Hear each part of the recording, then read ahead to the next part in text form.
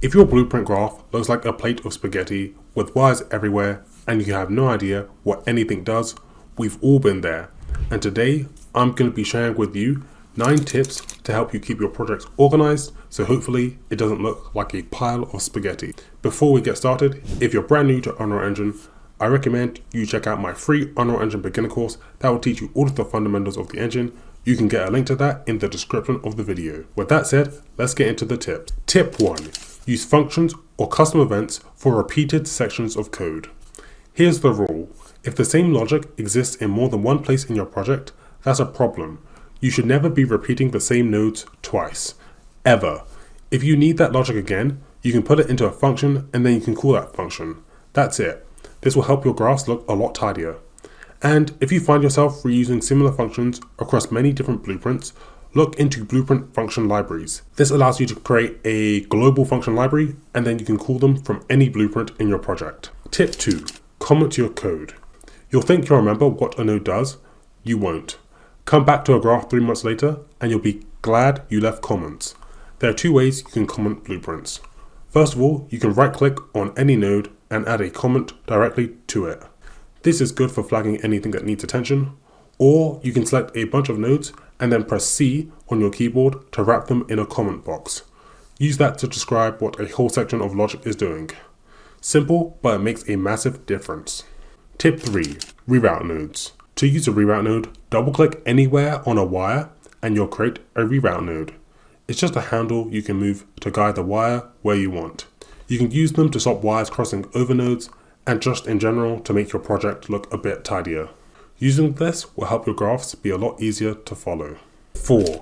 See if you can use fewer nodes to achieve the same thing. I have 2 examples. So in Unreal Engine, there's the select node.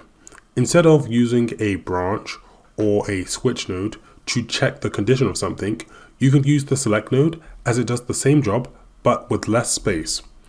The way it works is it picks a value from a list based on a boolean, enum, or integer, or any variable that you can control. So depending on what you're doing, you can use the select node and it'll take up less space compared to doing it in a traditional way. Another example of where you could use this is with the validated get node. If you need to check whether a variable is valid before using it, you can use the isValid node. But there's also another way.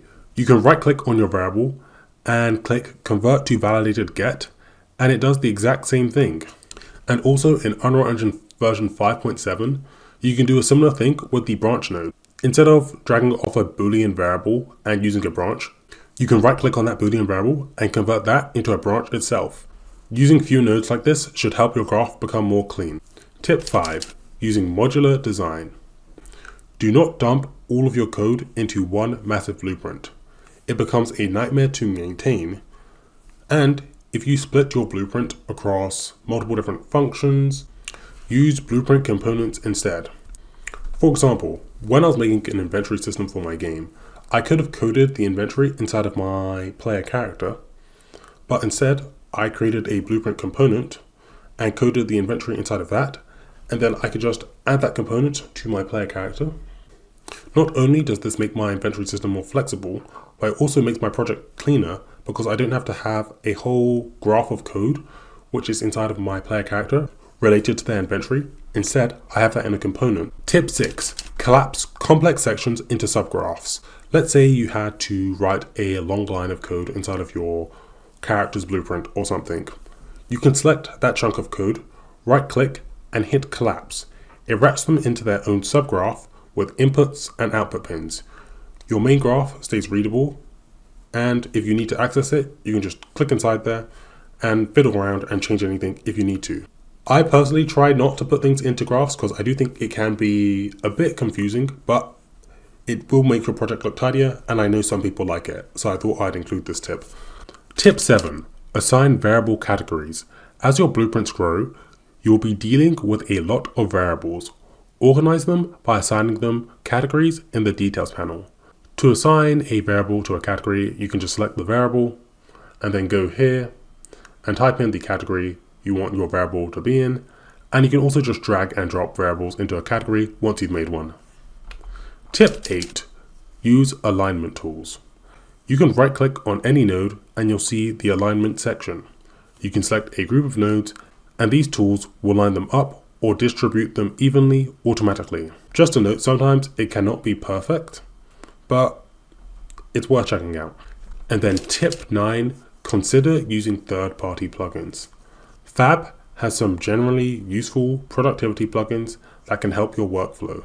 And a viewer of the channel actually let me know of one, because sometimes when I was creating tutorials, I can be a bit messy, and this plugin helps with that. It is paid, but I'm going to mention it. It's called Blueprint Assist, and it has a feature that I think is generally worth the price on its own.